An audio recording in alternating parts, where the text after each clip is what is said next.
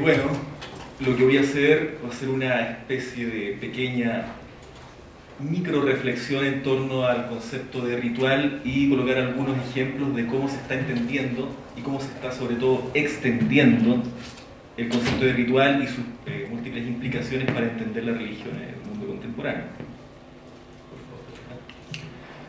Bueno, primeramente, en general, todos sabemos que el ritual es un poco la evidencia de la praxis religiosa, al menos desde la perspectiva de la antropología, ¿no? De alguna manera estamos más cerca de entender o de aproximarnos a una manifestación ritual que a una creencia, para poner un ejemplo. Luego ya sabemos que el ritual en sí implica también creencias, implica una dimensión simbólica, pero a priori como fenómeno de observación, como fenómeno de estudio, el ritual es una realidad que aparentemente se nos muestra como algo delimitable, como algo medible, como algo observable, fotografiable, como algo, en definitiva, objetivable.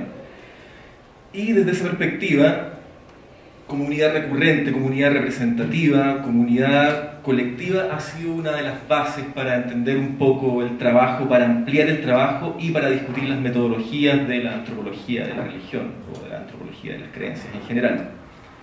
Entonces, ¿qué vendría a ser un ritual?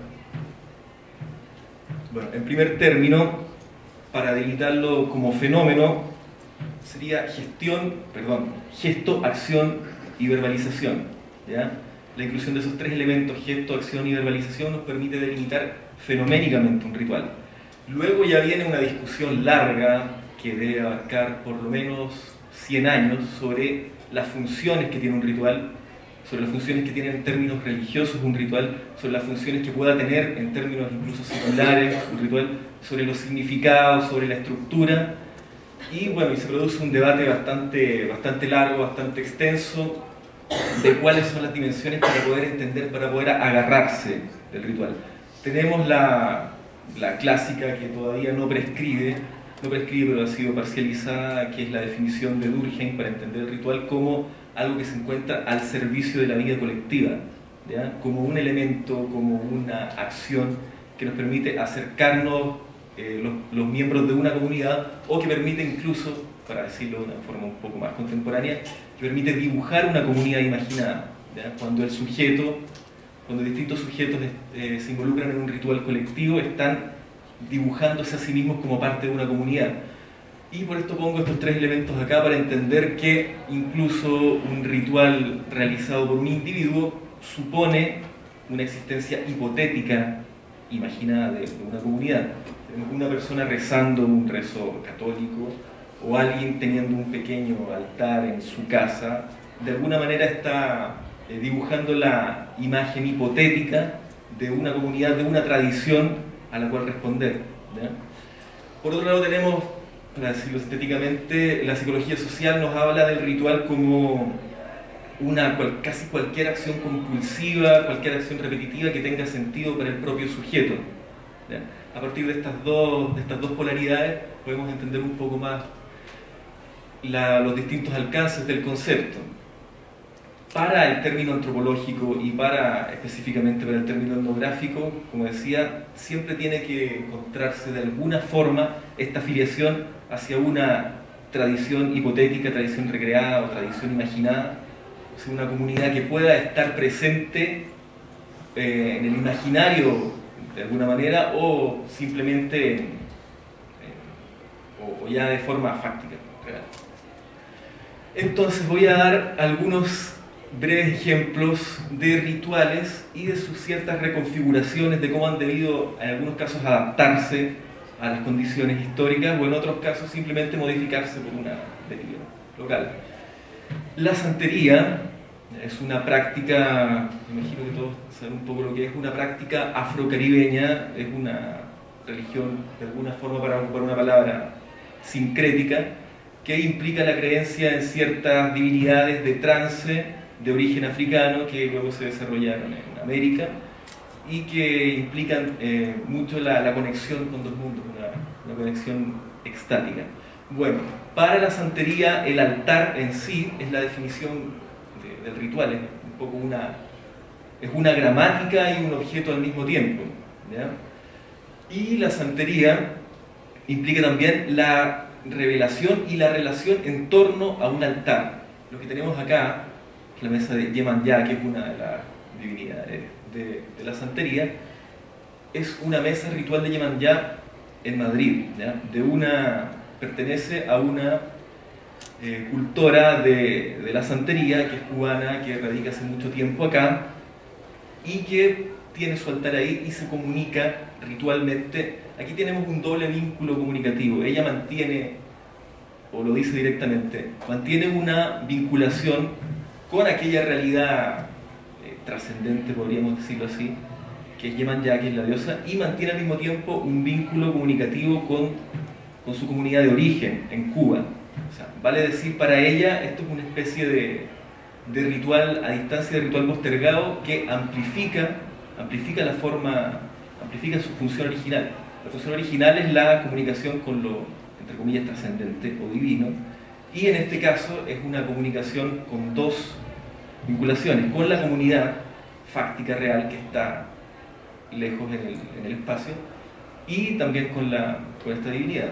Así que ya tenemos un caso de una especie de modificación del ritual a distancia, pero en otros términos canónicos. Bueno, aquí tenemos las animitas. Son básicamente lugares de sacralización de personas que mueren con muerte trágica, puede ser en la calle,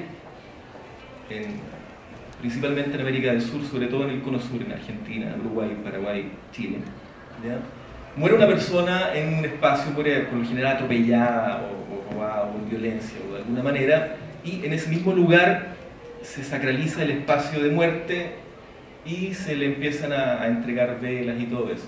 Ahora, ¿dónde está el asunto ritual acá? Cuando la animita puede ser interpuesta por familiares simplemente para recordar a la persona que murió. Luego hay un proceso interesante de apropiación ritual sucesiva. De hecho, a mucha gente le molesta que una animita que haya montado para recordar la memoria de su hijo pueda ser visitada por otra gente, pero lo cierto es que se encuentra la animita y aparece una especie de ritual individual sucesivo de una persona que viaja, le enciende velas, le pide favores, y así se produce un poco una dinámica ritual individual de un lugar que empieza en sí mismo a objetivar una serie de elementos de recepción. La foto que vemos de mayor acercamiento puede ver los exvotos, las placas de agradecimiento a distintos favores que conceden. Como decía, hay algunos casos en que la animita es una permanente lucha entre las personas que quitan esas placas para mantener un recuerdo de alguna manera más limpio de la persona, y el visitante anónimo que de esta forma plantea una especie de ritual necesariamente individual y sucesivo de transacción con la entidad a la cual se convoca.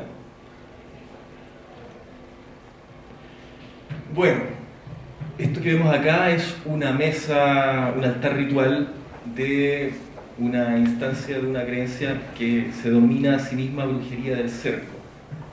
La brujería del cerco está definida en castellano por algunas personas que plantean una reivindicación de las antiguas creencias de la brujería, y que tienen en sí una característica bastante en común entre la mayoría de ellos, es que muchos de ellos han pasado por la Wicca, han pasado por esta tradición ecléctica y espiritual, y se retiran de ella por renegar un poco por el excesivo eclecticismo que existe en la Wicca, ¿ya? Por la excesiva utilización de elementos que vienen de distintos contextos, ¿ya?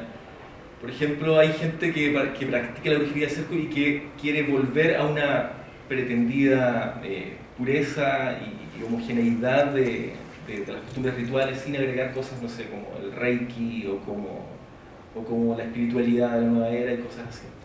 Bueno, para la brujería del cerco se plantea por un lado la idea de volver a cierta pureza, y por otro lado la idea de necesariamente establecer un ritual que sea absolutamente solitario, pero no porque las condiciones lo hayan impuesto, sino por una especie de autoimposición de establecer un ritual absolutamente solo. En este caso podríamos hablar de alguna manera, de cultivadores de un ritual que omiten el concepto de la vinculación con una comunidad, así sea imaginada, pero sí se vinculan con una tradición. Sabemos que todas las manifestaciones que se definen como brujería se entienden a sí mismas como reconstrucciones hipotéticas de cultos del pasado. En este caso, lo que se plantea es prescindir de modo explícito, prescindir de comunidad y comunicarse directamente con una tradición reimaginada y reinterpretada.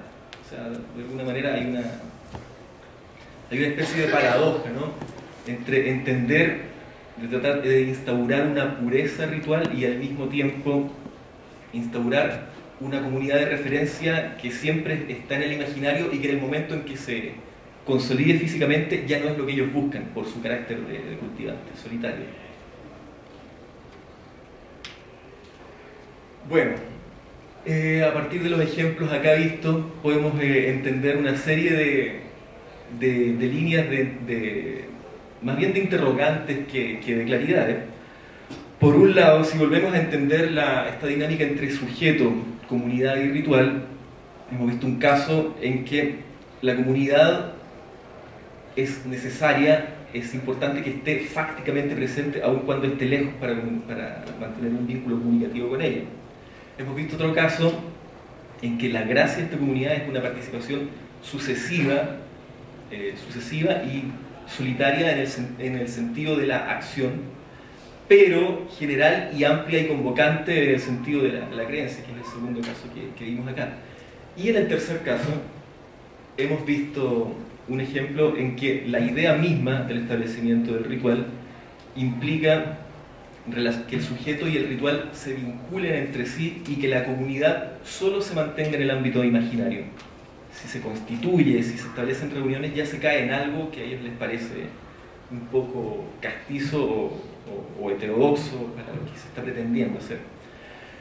En definitiva, podríamos hablar de que estamos en presencia, a partir de estos ejemplos y de muchos otros que sería largo exponer en este momento, estamos en presencia de reconfiguraciones, pero más que de reconfiguraciones, de un desplazamiento del ritual, ¿ya? Se ha hablado en general que en la sociedad contemporánea el ritual se ha desplazado a los márgenes, ya no tenemos de alguna manera lo religioso, lo político, lo social, todo junto en el centro de la cultura, sino que el ritual se desplaza hacia los márgenes, y así podemos ver rituales seculares como en algunas relaciones de fútbol, como, qué sé yo, como incluso maratones en algún entendimiento de etnografía francesa que trabaja el maratón como ritual.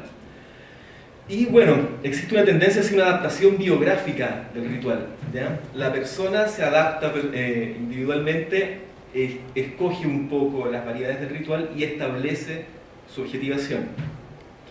Si sabemos que toda comunidad es de alguna manera una comunidad imaginada, aquí podemos hablar que, para no borrar la dimensión entre sujeto y comunidad, podemos entender que el sujeto establece una afiliación, o puede potencialmente establecer una afiliación multicomunitaria. ¿Cómo se plantearía eso? O sea, entenderse y vincularse con distintas realidades imaginadas a partir de distintas prácticas o de un altar que en sí mismo puede estar compuesto con elementos de distintas tradiciones. ¿Cuál vendría a ser el punto, la interrogante final de esto?